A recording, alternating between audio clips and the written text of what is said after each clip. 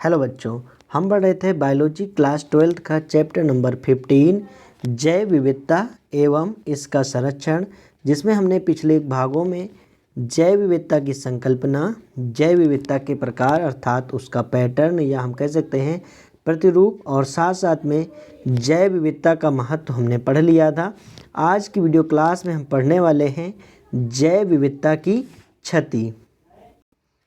जैव विविधता की क्षति या जैव विविधता का क्षरण या जैव विविधता का क्षय, इन सब का तात्पर्य सिर्फ इसी बात से है कि जो पृथ्वी है इसको अगर हम एक पूरा क्षेत्र मान के चल रहे हैं तो यहाँ उपस्थित भिन्न भिन्न प्रकार के जीव जंतुओं का जो प्रजातियां हैं इन्हें हम कहेंगे जैव विविधता। और अगर इसमें से कोई भी प्रजाति कम हो रही है, विलुप्त हो रही है, तो उसे ही हम कहेंगे जैव विविधता की क्षति। जैसा कि हम जानते हैं कि पृथ्वी पर अनेक प्रकार के जीव जंतु पेड़ पौधे उपस्थित होते हैं और जिसमें से मानव भी एक प्रजाति है। मानव प्रजाति इतनी अधिक स्वार्थी और लालची है, यह अपनी आवश्यकताओं को पूर्ति करने के लिए प्रकृति के संसाधनों का अत्यधिक उपभोग करती है, जिससे कि जैविक कारक तो नष्ट होते ही हैं और अजैविक कारक भी धीरे धीरे तेजी से नष्ट होते जा रहे हैं। जैविक कारक का तात्पर्य है प्रकृति में उपलब्ध या हम कह सकते हैं हमारी जैव विविधता में उपलब्ध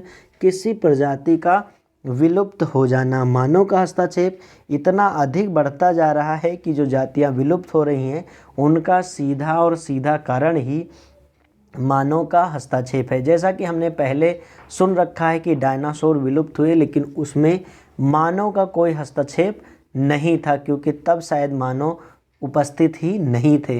लेकिन अगर आज कोई जाति विलुप्त हो रही है तो उसका सीधा सा कारण मानव होता है, क्योंकि मानव के कारण ही बहुत सारे ऐसे कारण उत्पन्न हो रहे हैं जिनसे जीवों की प्रजातियां धीरे धीरे विलुप्त हो रही हैं या विलुप्त के कगार पर पहुंच चुकी हैं। तो बात करते हैं पृथ्वी पर जैविक संसाधनों के क्षय को ही जैव विविधता कहते हैं। जैविक संसाधनों का अर्थ होता है तरह तरह के जीव जंतुओं की जातियां।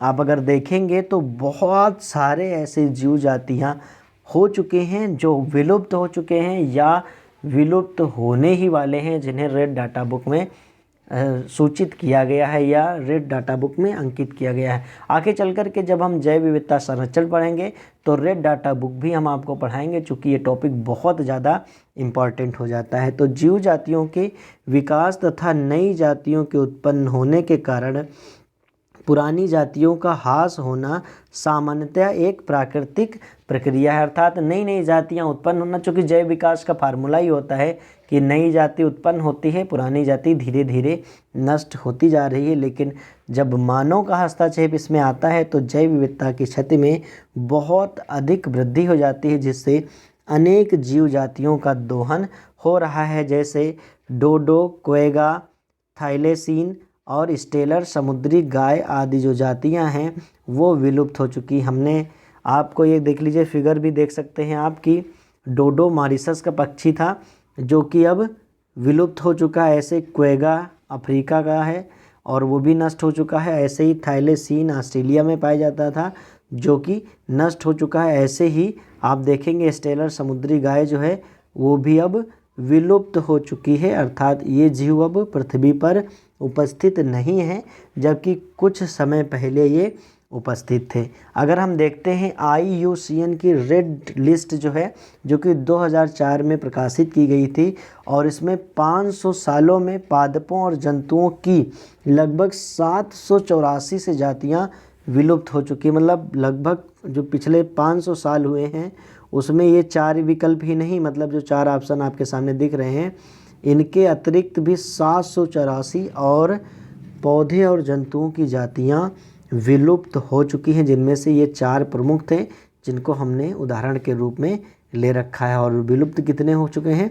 784, जबकि ये डाटा 2004 का है। ठीक है, आगे बात करते हैं तो जैव विविधता क्षति से क्या क्या परिणाम निकल के आएंगे, अर्थात क्या क्या समस्या होगी। तो सबसे पहले पारिस्थितिक तंत्र का जो उत्पादकता है वो कम हो जाएगी, या हम कह सकते हैं पारिस्थितिक तंत्र का संतुलन भी बिगड़ जाएगा और पर्यावरणीय आपदाओं से लड़ने की जो क्षमता है वो भी कम हो जाएगी किसकी, पारितंत्र की। चूँकि पारितंत्र में बहुत सारे ऐसे जीव होते हैं जो इस कमी को पूरा कर सकते हैं, लेकिन जब वो जीव ही समाप्त हो जाएंगे तो फिर खतरा बढ़ता ही चला जाएगा। अगर हम बात करें तो बहुत सारे ऐसे जीव हैं जो अब धीरे धीरे विलुप्त हो जाएंगे। किसके कारण, मनुष्यों के हस्तक्षेप के कारण। तो मनुष्य अगर अपनी लालसा या हम कह सकते हैं अपनी लालच पर अगर लगाम नहीं लगाएगा तो आने वाला भविष्य जो है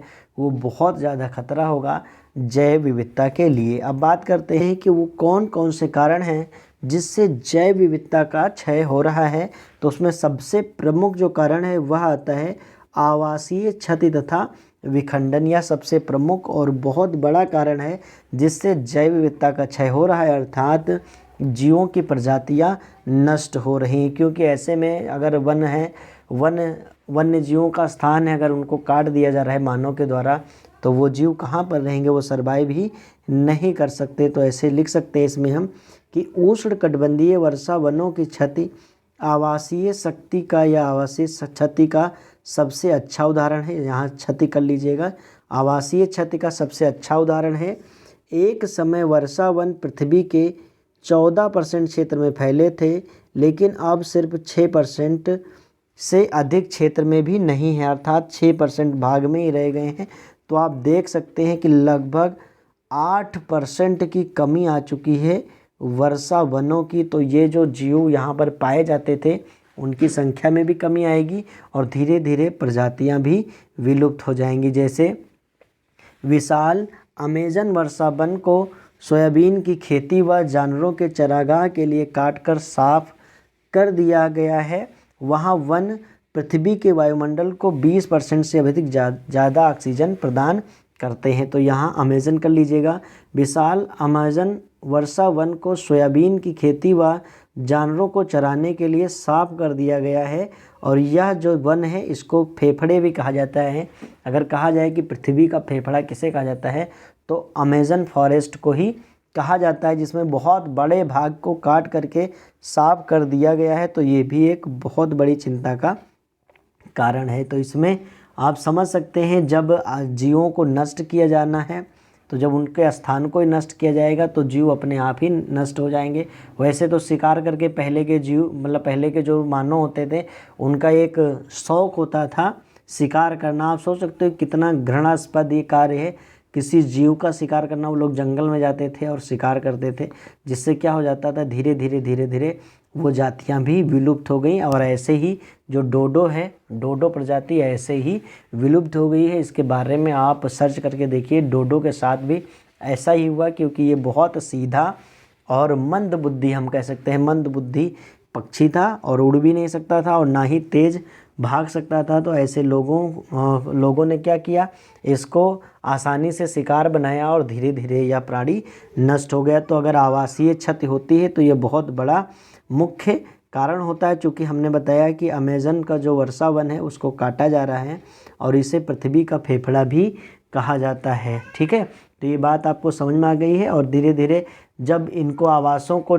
बांट दिया जाएगा, अलग कर दिया जाएगा, विखंडित कर दिया जाएगा, अर्थात छोटे छोटे खंडों में बांट दिया जाएगा, तो वहाँ के जीव भी धीरे धीरे नष्ट होंगे और बुरी तरह से वो प्रभावित होंगे। नेक्स्ट जो है वो है अतिदोहन। ठीक है, तो अतिदोहन भी बहुत इम्पॉर्टेंट पॉइंट है या बहुत बड़ा कारण बन जाता है जैव विविधता के क्षति का। तो मानव हमेशा भोजन एवं आवास के लिए प्रकृति पर निर्भर रहा है, लेकिन अधिक इच्छा रखने के कारण उसने प्राकृतिक संपदाओं का दोहन आरंभ कर दिया है। मानव द्वारा अतिदोहन से पिछले 500 वर्षों में कई प्रजातियां, जैसे हमने आपको बताया स्टीलर समुद्री गाय, पैसेंजर कबूतर विलुप्त हो गए हैं। आज भी बहुत सारी ऐसी जो समुद्री मछलियां हैं उनका भी बहुत ज़्यादा शिकार हो रहा है, जिससे उनकी भी प्रजातियों की जो संख्या है वो धीरे धीरे कम होती जा रही है। और नेक्स्ट है विदेशी जातियों का आक्रमण। तो विदेशी जातियों का आक्रमण भी एक महत्वपूर्ण कारण बन जाता है। प्रायः बाहरी जातियों का किसी क्षेत्र में प्रवेश उनके व्यापारिक महत्व व अन्य उपयोगों के लिए कराया जाता है। उनमें से कुछ विदेशी जातियां आक्रामक होकर के स्थानिक जातियों में कमी या उनकी विलुप्ति का कारण बन जाते हैं। जैसे जब नाइल पर्च अर्थात नील नदी की मछली को पूर्वी अफ्रीका की विक्टोरिया झील में डाला गया, तब झील में रहने वाली पारिस्थितिक रूप से बेजोड़ जो सिचलिड मछलियां थीं, वो मतलब उनकी 200 से अधिक प्रजातियां विलुप्त हो गई। ऐसे अगर हम देखें तो जो गाजर घास है, लॉन्टना कैमरा और वाटर हायसिंथ जैसी आक्रामक खरपतवार जातियां पर्यावरण को क्षति पहुंचाती है और हमारी देशज जातियों के लिए खतरा पैदा कर रही हैं। ऐसे ही मत्स्य पालन के उद्देश्य से अफ्रीकन कैटफिश को हमारी नदियों में लाया गया, लेकिन अब ये मछलियाँ हमारी नदियों की मूल जो असल मीन थी, जिसको हम बोलते हैं कैटफिश की जातियों के लिए खतरा बन चुकी हैं। तो विदेशी जातियों का आक्रमण, जैसे विदेश से आप ऐसे समझ सकते हो कि जैसे अंग्रेज़ों ने भारत पे जब आक्रमण किया था, तो जिस कारण भारतीयों की संख्या धीरे धीरे कम होती जा रही थी, तो ऐसे जब विदेशी जातियों का आप अपने यहाँ या किसी भी क्षेत्र में ला करके प्रवेश कराएंगे, तो वहाँ की जो स्थानीय जाति है चूँकि वो कम प्रभावी होगी, और विदेशी जाति आप उसके ज़्यादा प्रभाविता को देख कर तो लाए थे, तो वो स्थानीय जाति को धीरे धीरे नष्ट करती रहेगी। तो ये भी पॉइंट बहुत ज़्यादा इम्पॉर्टेंट हो जाता है, इसको भी आप लिख लीजिएगा। ऐसे बात करते हैं महाविलुप्तता, ये भी बहुत इम्पॉर्टेंट पॉइंट है कि जब एक मुख्य प्रजाति विलुप्त होती है, तब उस पर आधारित या उस पर निर्भर जाति भी विलुप्त हो जाती है। इस पे जाति कर लीजिएगा, जाति भी विलुप्त होने लगती है, इसे महाविलोपन कहते हैं। जैसे एक परपोषी मछली के विलुप्त होने पर उसके परजीवी भी विलुप्त हो जाते हैं। अगर कोई एक मछली है जिस पर बहुत सारे परजीवी रहते हैं, अगर वो मछली ही विलुप्त हो जाएगी तो उस पर रहने वाले परजीवी भी धीरे धीरे विलुप्त हो जाएंगे। ऐसे ही अगर बात करें तो प्रदूषण, जो 4 पॉइंट हमने आपको लिखने के लिए बता दिया, कुछ पॉइंट्स हम आपको समझा देते हैं, ज़रूरी नहीं कि नोट्स में आप सारा लिखें। प्रदूषण भी बहुत बड़ा कारण निकल के आता है जीव जातियों के विलोपन के लिए। प्रदूषण स्थलीय एवं जलीय जीवों को भी प्रभावित करता है। यह मानव के क्रियाकलापों का ही दुष्परिणाम है, जिसने जलाशयों को नष्ट कर दिया है। और सीवेज अर्थात दूषित मल है, जो सीवेज के दूषित मल जिनमें अपशिष्ट पदार्थों की मात्रा अधिक होती है, कारखानों द्वारा या कारखानों से रसायन युक्त जल नदियों और तालाबों में सीधे डाला जाता है, जिससे वहाँ का पूरा पारिस्थितिक तंत्र नष्ट हो जाता है। ठीक है, तो ये भी आप समझ सकते हैं। ऐसे ही वायु प्रदूषण से संवेदनशील पादपों जैसे लाइकेन एवं ब्रायोफाइटा के अस्तित्व को खतरा हो रहा है, जहाँ पर लाइकेन को इंडिकेटर भी बोला जाता है। ठीक है, लाइकेन को इंडिकेटर भी कहा जाता है इन्वायरमेंट का, कि जहाँ पर प्रदूषण होगा वायु का, वहाँ लाइकेन नहीं पाए जाएंगे। ठीक है, तो प्रदूषण से हो रही अम्ल वर्षा ने अनेक पक्षियों की जातियों को भी विलुप्त के कगार पर ला दिया है। तो बहुत आप समझ सकते हो कितनी ज़्यादा प्रदूषण मानव के लिए तो हानिकारक है ही, वो मानव अपना ही स्वार्थ देख रहा है। जो उसके लिए हानिकारक है वो उसकी ही दवा ढूंढता है, जो दूसरों के लिए हानिकारक है उसके लिए वो दवा ही नहीं ढूंढता है। जैसे अगर पक्षी मर रहे हैं तो मानव पर बहुत ज़्यादा फर्क नहीं पड़ रहा है, लेकिन अगर मानव मरने लगते हैं तो मानव परेशान हो जाता है कि जल्दी से कोई ना कोई दवा ढूंढी जाए। तो मानव को, अगर वो बुद्धिमान है प्राणी, तो उसको स्वयं की जाति को बचाने के साथ साथ पृथ्वी पर उपस्थित अन्य जातियों को बचाने का भी दायित्व निर्वहन करना चाहिए। ऐसे ही जो कृषि है वो भी एक हिसाब से आप कह सकते हो जैव विविधता की क्षति का कारण है। आप इस कृषि को, जो आम कृषि होती है, इससे रिलेटेड नहीं है ये, बहुत सी जगह पर होती है कि वन को काट करके कृषि की जाती है, तो वही कृषि जो है वो बहुत ज़्यादा नुकसानदायक होती है। ऐसे हम कहेंगे कि कई जातियाँ जो होती हैं वो मानव इतना ज़्यादा उन पर शिकार करता रहता है, उन पर डिपेंडेंट हो जाता है कि वो धीरे धीरे नष्ट होती चली जा रही है। जैसे हमने आपको एग्जांपल में डोडो बताया था कि जब वहाँ पर लोग पहुँचे, उन्होंने देखा कि ये तो बहुत सीधा पक्षी है, भाग भी नहीं पा रहा है, तो उन लोगों ने ताबड़तोड़ उसका शिकार करके उनको खाना प्रारंभ किया और धीरे धीरे डोडो पक्षी नष्ट हो गए। तो इस तरह से हमने देख लिया जैव विविधता का क्षति कैसे होता है। फिर से एक बार समराइज कर देते हैं कि जैव विविधता क्षति का अर्थ होता है कि किसी प्रजाति का या जैविक संसाधन का नष्ट होना। और इसमें सबसे ज़्यादा पहले तो प्रकृति का नियम है कि जो जातियाँ पुरानी होती रहेंगी और जिनमें जैव विकास कम दर से होगा वो धीरे धीरे नष्ट होंगी। लेकिन मानव के हस्तक्षेप से बहुत सारी जातियाँ नष्ट होती जा रही हैं जिन्हें नष्ट नहीं होना चाहिए। इसमें सबसे मुख्य कारण था आवासीय क्षति तथा विखंडन। आवासीय क्षति का अर्थ होता है उनके रहने का स्थान, जैसे वर्षा वनों आदि की कटाई, तथा स्थानों को खंड खंड कर देना, मतलब बीच में मानव की आबादी हो गई और इधर उधर वन हो गए, तो विखंडन भी एक कारण बनता है।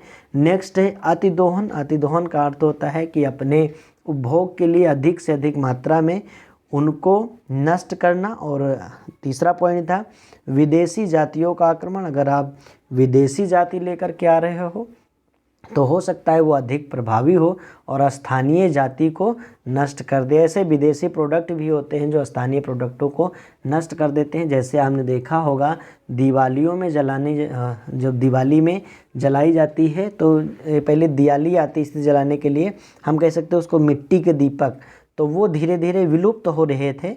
और जो चाइना की वो आती हैं लाइट्स, उनका प्रचलन बहुत ज़्यादा हो गया था। तो ये भी आप एग्जाम्पल मतलब समझ लीजिएगा। तो ऐसे जीव की जातियाँ भी जब विदेशी जातियाँ आती हैं तो ये जातियाँ धीरे धीरे नष्ट होने लगती हैं। ऐसे ही हम कह सकते हैं सह विलुप्तता या महाविलुप्तता। तो सह विलुप्तता का अर्थ होता है साथ साथ में विलुप्त हो जाना। सह विलुप्तता कर सकते हो इस हेडिंग को, ठीक है। सह विलुप्तता का अर्थ होता है साथ साथ में नष्ट होना। जैसे कोई एक बड़ी प्रजाति नष्ट हो जाती है तो उस पर जो आश्रित दूसरी प्रजातियां हैं वो भी नष्ट हो जाती हैं। अब अगली वीडियो में हम बात करेंगे कि क्या क्या हमें करना चाहिए जिससे जैव विविधता को बचाया जा सके। अर्थात हम जो टॉपिक पढ़ने वाले हैं वो सबसे ज़्यादा इम्पॉर्टेंट पॉइंट होगा और सबसे ज़्यादा क्वेश्चन वहीं से आपको मिलेंगे और वह होगा जैव विविधता का संरक्षण। अगर वीडियो आपने यहाँ तक देखा है तो इस वीडियो को लाइक ज़रूर करिएगा। अगर नए हैं चैनल पर और आप क्लास 12th में हैं तो इस चैनल को ज़रूर सब्सक्राइब कर लीजिएगा। मिलते हैं नेक्स्ट वीडियो में, तब तक कि आप अपना सारा समय पढ़ाई पर केंद्रित रखें। Thank you.